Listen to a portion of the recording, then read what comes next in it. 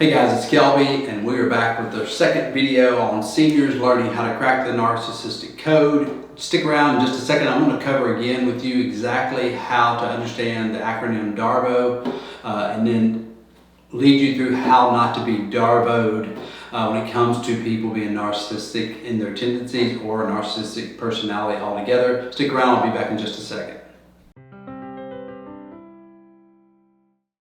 Alright guys, it's Kelby, Hightower Medicare Hub, and again we are an independent insurance agency that specializes in Medicare health plans. I love to be able to jump over into positions of teaching and coaching about leadership and aspects of personal growth and emotional intelligence and self-awareness. Thus, while we're going over some series, and one of the series is we're talking about narcissism and how to really have an acronym that you can kind of store away and know if somebody's being narcissistic. So there's broken personality types, and there are narcissistic personality type disorders, and people just walk in that and constantly are narcissistic. And then there's, like the rest of us, sometimes we're just narcissistic. Sometimes we're gonna do what DARVO equals, which is defend, attack, reverse, victim, and then offender. And I'm going to explain exactly what that means really quickly for you, and you can break that out and use it and apply it to know whether or not you're dealing with somebody that has a narcissistic tendency or just being narcissistic. Sometimes we're just being narcissistic and we're good people. We're not healthy people all the time. Sometimes we're dealing with stress, and when we are dealing with stress, we go to the unhealthy parts, or what Richard Rohr would call the shadow boxing side of our personality. And we have to really get into the ring and shadow box the dark sides of our personality. And out of those personalities and out of that personality comes dark things, and a lot of times narcissistic tendencies will occur. The other thing is, I am not a licensed therapist. This is not my degree. This is just from years of reading, doing self-awareness, growing, and trying to be a better person. And as I like to tell my kids, just progress, don't worry about perfection. So progress, not perfection.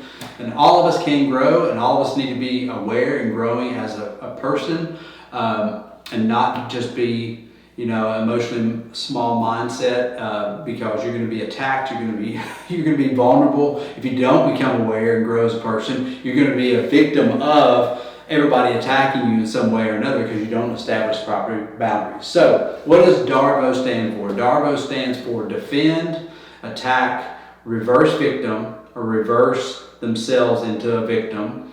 And then all of a sudden you become the offender. So it could be as easy as a husband and wife example, raising kids, and they have had an agreement that if they get into an argument, they have kind of a code word of, hey, let's talk about this later, or a code statement. Hey, that's behind closed doors talk.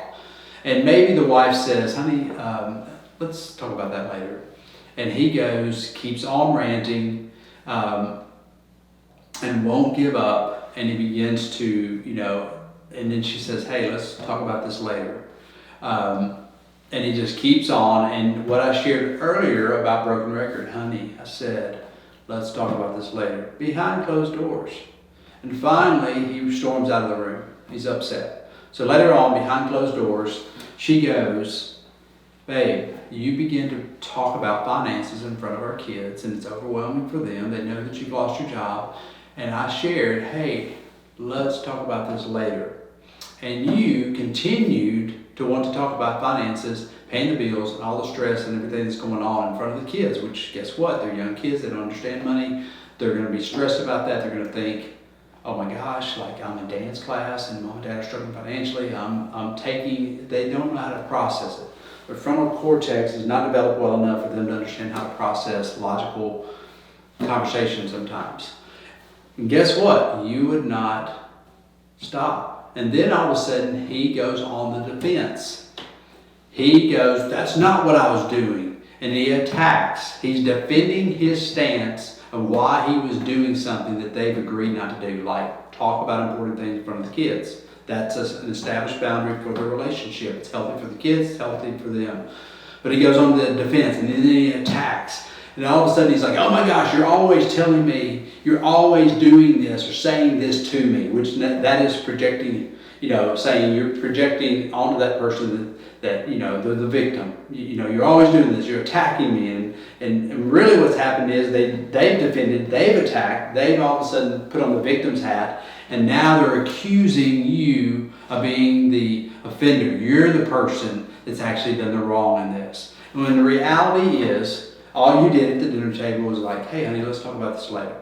So DARVO stands for defend, attack, reverse to victim, and then that person has now all of a sudden turned you into the offender. So DARVO is a great way, and if you learn those steps, you can YouTube it, read more about DARVO, but it's a simple way to know whether or not you're dealing with a narcissist, and then narcissistic tendencies. And also, when you defend, attack, when I defend, attack, reverse myself as a victim, and then all of a sudden my wife is that person, I turn them into the offender. I know I've done what I said earlier. I've DARVO'd someone, or you've been DARVO'd. We don't want to do that. We don't want to have it done to us. We don't want to do it to others. This is a healthy way, taking DARVO, memorizing it, remembering it, getting around people, and realizing, they're narcissistic, and they do that often. And so that's an unhealthy person you need to be aware of, and maybe back yourself out of that relationship, because they're going to cause you harm at some given point.